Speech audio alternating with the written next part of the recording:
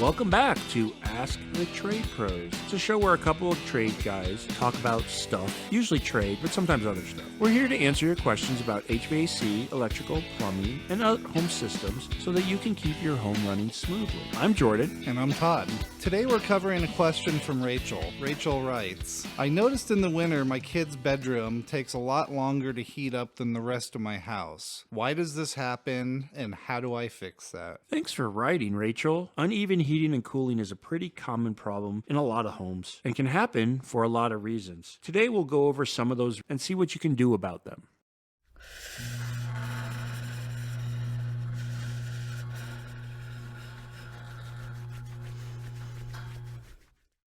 First, let's talk about some of the most common causes of uneven heating and cooling that we've seen in people's homes. One of the primary ones is insulation. So homes, in theory, are supposed to be insulated completely even, but we all know that that never happens. What is insulation? So insulation is any item put to create a thermal guard between the temperature of one area and the temperature of another area. And there's all kinds of various insulations. Usually in homes, it's spray-in foam insulation, rolled-in insulation, but you can have, if any of you have ever seen a fire blanket, that's insulation. Anything that reflects heat, whether it be infrared heat, light, or thermal heat, that would be insulation. Most homes have some sort of insulation in the wall or the roofs. Flooring in a lot of homes will have insulation as well. And there's a certain value to that insulation. There's what they call an R number. And the R number is going to give you a rating of how well that insulation keeps the transfer of heat from happening. Now, in homes, many of the homes were built, and ideally, you're going to have perfectly even insulation between all your walls. Your roof, your ceiling insulation is going to be perfectly even, and your floor insulation. But that's not always the case. Some of these homes were built and some guy, had a party to get to on a Friday night, and so he left the building early and maybe didn't put the insulation in the walls. And the drywall guys show up Monday morning and they're not going to wait for that insulation to be put in. Not their problem, right? I've seen it. Oh yeah, we see it all the time. New home builds, you can tell certain days just not rolled out right. Other times the insulation might fail or fall apart. It has a defect or it's aged a certain amount and it's just degraded. And since it's in a drywall, nobody knows if it's good or bad. No, you're never going to open that wall, so you'll never know unless you do open the wall. And then you'll say, why? Wow, I don't have insulation in this wall. Right. We've done that. So at Dunright, we have some thermal imaging equipment, and then we can use that. We can look at the wall, and it's a strange thing sometimes. You'll look at some of the walls, and there'll be a 5-degree difference in a corner or in the middle of the wall, and you can tell that there's nothing there. Something's missing. Obviously, we don't tear it open unless the customer decides it's worth the time, but we'll find it all the time. A huge difference in temperature on one surface of the wall, and then just a few feet away, it's completely different. Yeah, so then that's a lot of information about insulation, which, like Jordan mentioned, is going to be the most common problem when it comes to something that heats or cools unevenly, as the question was asked. I guess the next biggest thing is going to be leaky air ducts. So your duct system, whether it's ran underneath your house or in the ceiling above, depending on the material, is it flex duct? Is it hard metal duct? They can develop leaks, and maybe you have air moving to every other location in the house, but you have a break or a complete disconnect in the duct that's leading to that room that's not cooling. Yeah, that kind of ties in with a bad design, leaky ducts. We've had it where sometimes the ducts are leaking, and there's our solutions. You can look into that. There's duct sealant that can be sprayed through there, or sometimes you have to replace it. But we've found oftentimes too, even if the duct's not leaking, again, this goes back to design or the work it out there, but we found kinks in the ducts, restrictions in the ducts, something that keeps a room from getting the proper airflow that it's supposed to. So you think when they design the systems, they design every room with a certain amount of airflow per room, and that will keep it even temperatured, assuming the insulation in that room is equal to the other rooms. But if you have a leaky duct or a bad design or kink or something that limits the airflow to that room, then it's not getting the proper air conditioning that it should. Okay, so we covered insulation, leaky ducts, bad design. What are some other ones that are possibilities? Well, we found system sizing can be a problem. So if your system is undersized or oversized even,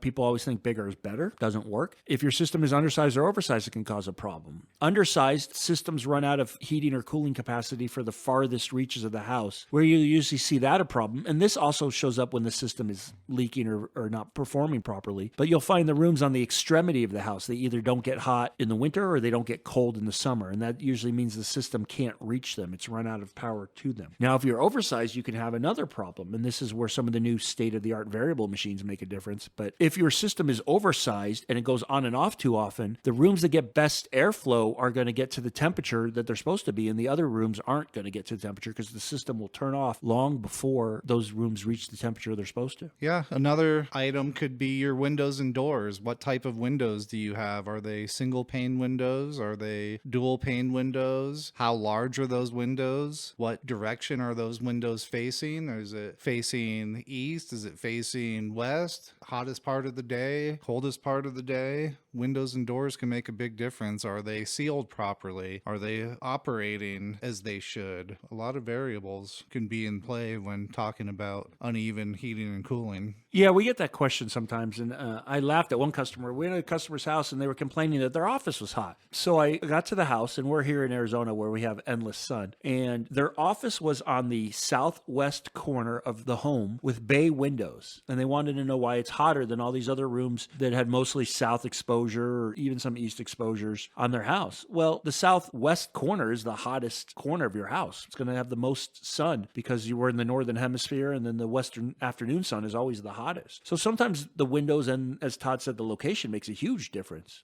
So now that we've talked about some of the reasons you may be experiencing it, let's talk about solutions for those problems. Move. Just move. Yeah, move. Can't find a home to buy these days, so yeah, just move. Yeah. Buy a new house, build a new house, buy a new system. Well, let's get some real answers. As Jordan likes to say, spend some money. Yeah, we like shopping, right? That was our last episode. Shop, shop, shop. Yeah. So first and foremost, I guess, depending on what your problem is it one specific room? Is it half of the house? What area of the house is it? I guess that the solution would be based off of that question. If it's a specific room, as Jordan mentioned, thermal imaging devices. Now, not every homeowner, average consumer is going to have those devices. They are and can be fairly pricey for decent ones. But you could start with even putting a thermometer in that room. So put a thermometer in that room and maybe one in each of the rooms and see what that actual temperature difference is. Now, if it's in cooling, or I should say summer or winter, if it's a heat or cooling problem, see what that temperature difference is. And even if it's in summertime, for example, and it's just one wall, put your hand on that wall, put your hand on that window, see, you could feel the difference in temperature. And if one wall is that much warmer or colder than the other wall, it could very well be an insulation issue. Or if that seems normal, check the airflow out of the vent. Now, again, it's another piece of equipment that you'd have to buy, a CFM meter, but even put your hand up to that vent, see if you could feel decent airflow coming out of it, see if it's substantially weaker than any of the other vents in your house, and you can kind of gauge without having to spend a lot of money what the problem is or what the problem might be. And then in the end, if you can't figure it out, then you could call your local trade pro, and they can come out with whatever device and check more thoroughly, dive into it, and then come up with a solution to whatever your problem may be. Yeah, Todd's right. There's a lot of do-it-yourself things that can give you just a general feel for it. The season, the airflow, put the back of your hand, put a piece of paper or string up there. That's what I like to do because, I'll feel it from my hand, but I'm maybe not that sensitive with the back of my hand, so I don't know. But if you take a string or a feather, you can kind of watch how it blows, and then you can see how it blows in a similarly sized vent somewhere near it. And if you got a huge difference, then you got a problem. So some of the things we could do about that. The simplest and most basic thing is what they call air balancing, a basic air balancing. And that's where you or a trusted trade pro goes through your house and kind of adjusts those vents after you know maybe one vent is blowing too much, one vent blowing too little, and you kind of adjust them down a little bit to even that flow out to make sure that that room that's having an issue is getting its proper flow. Or sometimes it's not that room. Sometimes that room has plenty of flow. It's the other ones are getting too much or too little, and you need to close those down a little bit. And you can kind of adjust it a little bit, balance out the house a little bit. That's one thing you could do. Part of that air balancing is you can't just do it from every vent. So it needs to be, to properly air balance, you need a very specific vent, which is called a OBD register. So you can open or close it 0 to 100% and also direct that air. Here in Arizona in Tucson specifically, there was a lot of evaporator coolers. So the registers that those come with are just open or closed. So you can't really do a lot of air balancing with that. So you need to know what type of vents you have and can you do it, or do you need to buy those OBD registers in order to do that? That's correct. The OBDs are a fairly inexpensive option for that. One of the things I do out here, and obviously if you're in a colder climate, it's not the solution, but out here, we've also looked at solar shades or window shades, or tint is one option with efficient windows. These are relatively inexpensive upgrades you can do. The sunscreens that go outside your window do a huge favor if you're just trying to cool the house down. But keep in mind, if they cool them down in the summer, they're also going to cool it down in the winter. So it depends on kind of what your problem is, if it's just too hot or if it's too hot in the summer and too cold in the winter. What are a couple other things we could do, Todd?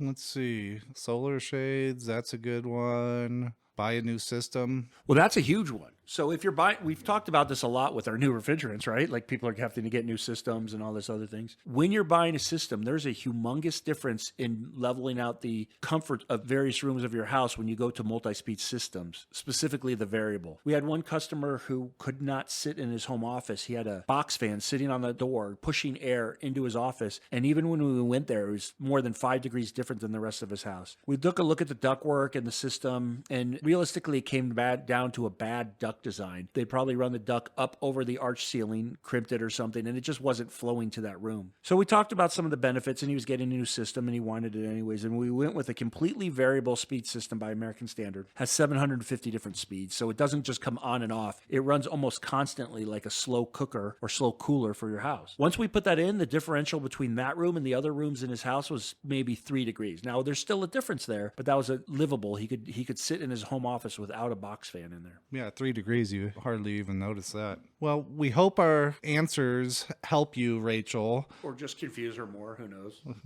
Of course, if you need more hands-on help with your heating, cooling, insulation, window replacement, leaky ducts, always talk to your local trusted trade pro. Thank you as always to our loyal listeners for joining us today on Ask the Trade Pros, and welcome to any new listeners. If you enjoyed the show and you want to check out our upcoming episodes, be sure to subscribe on your favorite platform and tell us that you like us. And if you have any questions whatsoever about your home systems, leave us a voicemail, email us, and maybe we'll talk about it in a future episode, if it's good enough. That information is going to be in our show notes. And thank you as always to our super generous sponsors, Gunright Services, for making this ridiculous show ever possible.